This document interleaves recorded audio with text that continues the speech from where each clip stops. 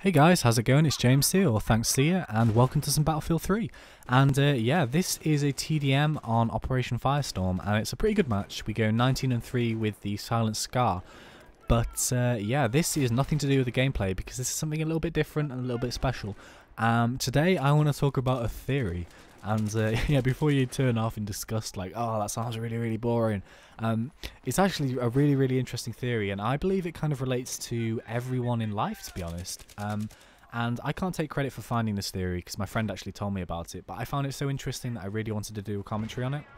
But yeah, quickly, before I start talking about what I want to talk about, I'm hoping that this video will go up on a channel called KENGamers, and if you don't know what that is, it's basically a sub-channel set up by a guy called Ken Burton, and he is the UK Respawn, Machinima Respawn community manager, and he's obviously been a YouTube director for a few years now, and the channel I think is run by his wife, Heather.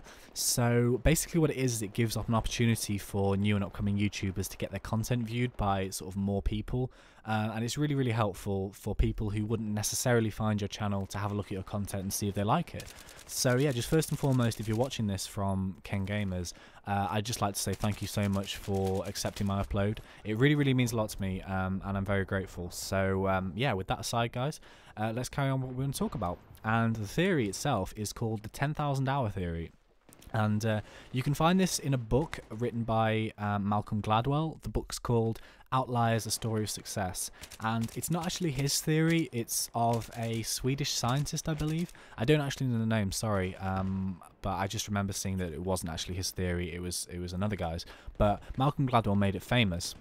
And basically what it kind of boils down to is that if you want to achieve anything in life that you're good at, or if there's anything that you believe you're talented in, you have to put the equivalent of 10,000 hours practice in it to become, you know, top of your field. And this, I know this sounds really, really daunting, but stick with me because it's not as daunting as you might think. But before I talk about how this is going to relate to us, be it you or me, or anyone watching this video, I want to kind of give a few examples of what Gladwell sort of references in the book, because there's some really interesting ones that I'd quite like to share with you. And number one, he talks about Bill Gates, and obviously we know Bill Gates from Microsoft, who is a multi-billionaire, but Gladwell talks about him when he was 13 years old, and this, bearing in mind guys, is in 1968, so it's a fair while ago. He talks about the high school that Bill Gates went to, they had a computer in there, which for the time was very, very rare, because I imagine that there wasn't many places that had computers.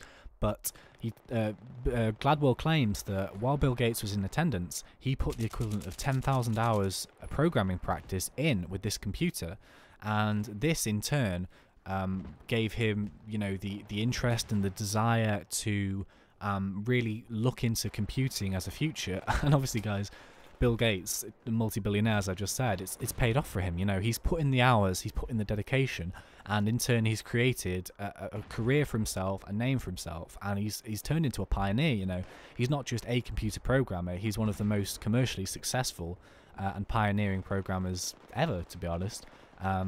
So yeah, that's the first example. But if you're not too into computers, or let's say you're more into music, for example, like I myself, I'm actually a musician. I've studied music at university, I write music, I play lots of instruments, I perform music, etc, etc. But he also talks about the Beatles, and he talks about when they were in Germany, and this was from 1960 to 1964, and he says that they played over 1,200 times, be this, I'm not too sure if this was live gigs or practices or both of them in total, but basically the time that they actually spent playing as a band accumulated to, guess what, 10,000 hours, and he claims that because they spent so long, and then when they came back to England, obviously because they were in Germany at the time, the sound that they have created for themselves was so different, and it was so alternative to what was in the charts at the time, that people were just like absolutely amazed by them, and they created the name for themselves through this practice and this hard work, because they generated this sound that had never been heard before in this country. So obviously now and back then, the Beatles, pioneering band worldwide. I mean, it's not a case of you like them or you dislike them. The fact of the matter is they've grossed millions and millions of pounds, they've sold millions and millions of albums, and they're known worldwide. So yeah, this is another example of, you know, putting the time in. There's another example here that I just want to go on quickly, and I'm not too sure. I don't really know much about hockey, or I don't really know much about Canadian hockey, but because obviously I just don't know. But an example that he says just quickly is that in Canada, at least when this book was written, kids from the ages, when they're learning to play hockey, from January the 1st to December the 31st, all of those kids in the year play in the same year group.